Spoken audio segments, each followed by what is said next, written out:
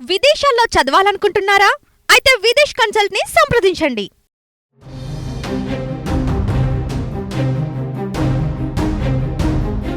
తెలంగాణ సర్కార్ యువత కోసం మరో కొత్త పథకానికి శ్రీకారం చుట్టింది. ఇప్పటి వరకు మహిళలను దృష్టిలో పెట్టుకుని పథకాలను ప్రవేశపెట్టిన కాంగ్రెస్ ప్రభుత్వం ఇప్పుడు నిరుద్యోగులకు లబ్ధి చేకూరేలా కీలక నిర్ణయం తీసుకుంది.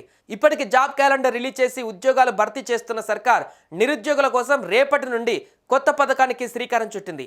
ఈ పథకం కింద ఒక్కో నిరుద్యోగ యువకుడికి 3 నుంచి 5 లక్షల వరకు సాయం అందించనున్నారు. సొంత వ్యాపారాలు చేసుకునేందుకు కార్పొరేషన్ల ద్వారా ఈ సాయాన్ని అందజేయనున్నారు.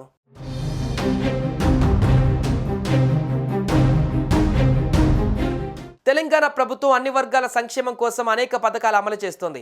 రైతులు, మహిళలు, చేనేతలు, చేతి వృత్తుల వారు ఇలా అన్ని రంగాలకు చెందిన ప్రజలని ఆదుకునేందుకు కొత్త పథకాలు ప్రారంభిస్తోంది. తాజాగా తెలంగాణలోని నిరుద్యోగ యువతకు రేవంత్ సర్కార్ గుడ్ న్యూస్ చెప్పింది. నిరుద్యోగ యువత ఉపాధి కోసం కొత్త పథకం ప్రారంభిస్తున్నట్లు ప్రభుత్వం చెబుతోంది. రాజీవ్ యువ వికాసం పేరుతో ఈ పథకాన్ని తీసుకువస్తున్నట్లు చెప్పారు.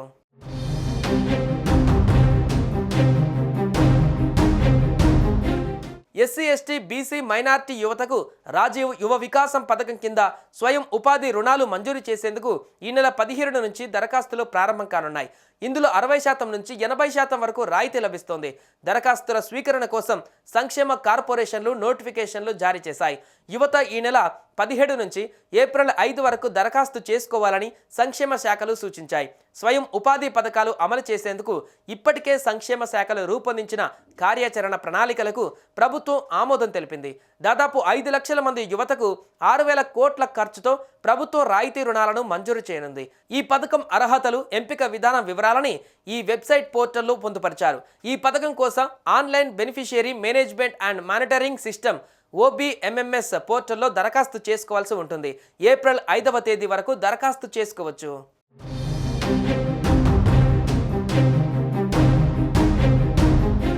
దరఖాస్తుల స్వీకరణ ఏప్రిల్ 5వ తేదీన ముగిసిన వెంటనే అంటే ఏప్రిల్ 6 నుంచి మే 31వ తేదీ వరకు వాటిని సంబంధిత అధికారులు పరిశీలిస్తారు. వాటిని వడబోస్తారు. అనంతరం లబ్ధిదారుల జాబితాను విడుదల చేస్తారు. ఈ స్కీమ్కి ఎంపికైన లబ్ధిదారులకు రాష్ట్ర ఆవిర్భావ దినోత్సవం రోజైన జూన్ 2వ తేదీన రుణ మంజూరు పత్రాలు ప్రభుత్వం అందజేస్తుంది. దీనికోసం మండల స్థాయిలో అధికారుల కమిటీని ఏర్పాటు చేయనుంది. ఏ జిల్లాకు సంబంధించిన లబ్ధిదారుల ఎంపిక ప్రక్రియ ఆ జిల్లా కలెక్టర్ పర్యవేక్షణ కొనసాగుతుంది. లబ్ధిదారుల తుది జాబితాను ప్రకటిస్తుంది. రాష్ట్ర వ్యాప్తంగా 5 లక్షల మందికి రాజీవ్ యువ వికాస పథకాన్ని అమలు చేస్తే ప్రతి అసెంబ్లీ నియోజకవర్గానికి సగటున 4,200 మందికి లబ్ధి చేకూరుతుందని అధికార వర్గాల అంచనా వేస్తున్నాయి.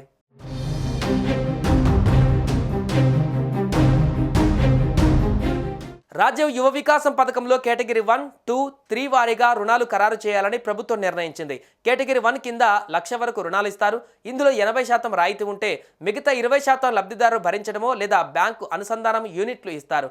ఇక కేటగిరీ 2 కింద 1,00,000 నుంచి 2 లక్షల వరకు రుణాలు ఇవ్వాలని సర్కార్ నిర్ణయించింది. ఇందులో 70% వరకు రాయితీ లభిస్తుంది. కేటగిరీ 3 కింద 3 లక్షల లోపు రుణాలు ఇస్తారు. 60% వరకు రాయితీ అందుతుంది.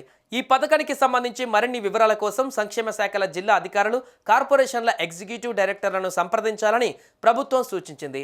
ఏజెన్సీ ప్రాంతాల వాళ్ళు ITDA అధికారులను సంప్రదించాలని కోరింది.